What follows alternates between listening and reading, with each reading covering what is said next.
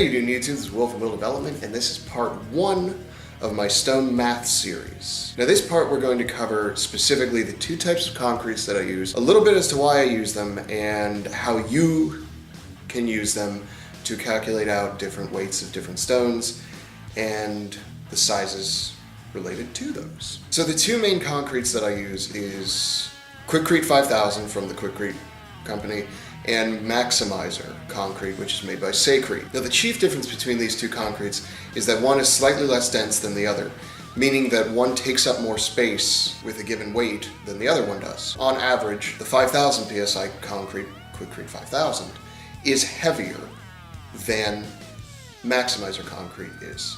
And we can use this to our advantage by knowing the calculation of how much each one weighs per cubic inch. Now I've used these exact numbers that I'm about to give you numerous times for quality stones every single time for consistent results, because that's more important than anything, is trying to get consistently good stones every time. And I've gotten consistently good results using these exact weights that I'm about to give you. Now I got these numbers by going to the manufacturer's websites and basically figuring out how much cubic footage does each one of these bags, 80-pound bags, take up. And then dividing that number by 12, figured out the cubic inches. So Maximizer should take up about 1,728 cubic inches per 80-pound bag.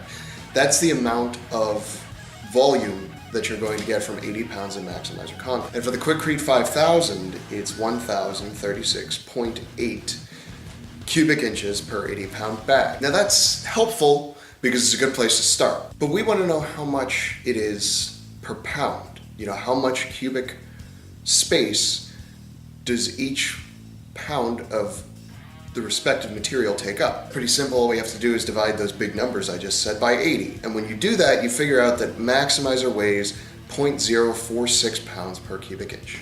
So if you take a cubic inch of Maximizer concrete, it should weigh 0.046 pounds. 0.046, not 0.46, not half a pound.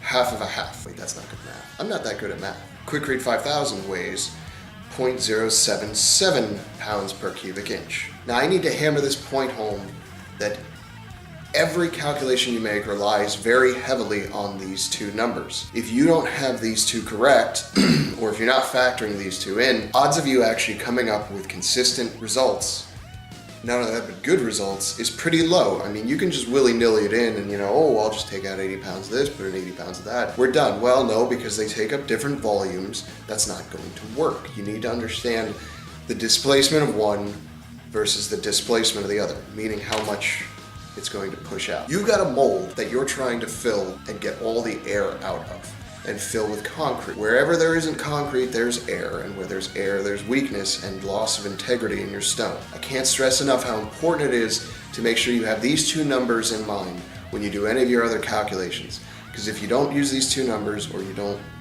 perhaps do your own tests to figure out how much a particular brand of concrete that you have laying around is per cubic inch, then you might as well just be doing nothing and just hoping for the best. It won't work out. So that's all I wanted to touch on really quick with just part 1. Most of these videos are going to be pretty short and to the point, hopefully. I do tend to ramble, so I have to kind of keep myself on a set schedule. That's what happens. But look forward to part 2, where I'm going to be talking about how to figure out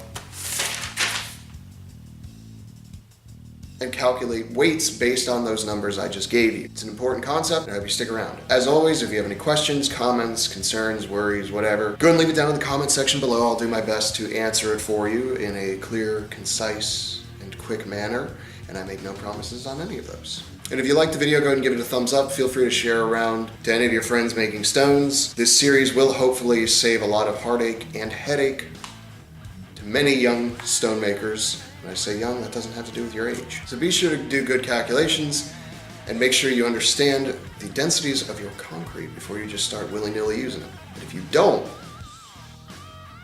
then what's your excuse?